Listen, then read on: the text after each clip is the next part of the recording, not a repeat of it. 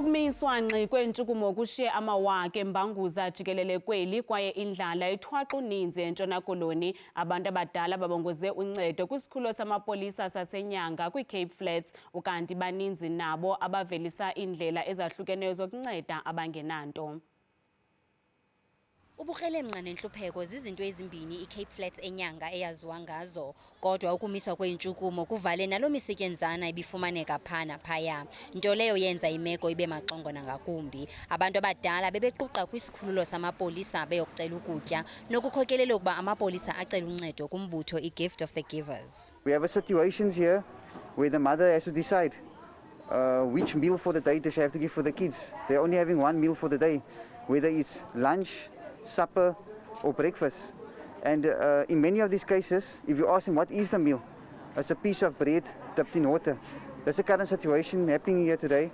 We then found that we had to assist here today as a matter of urgency, as many of the elderly are suffering.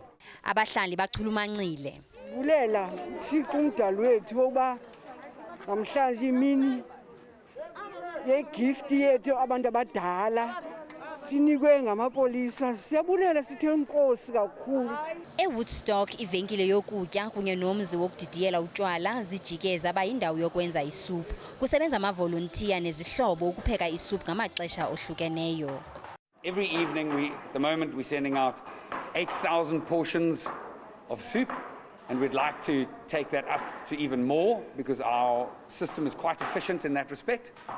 And we'd just like to scale it so that we provide a meaningful dent in the hunger issue that is presenting itself.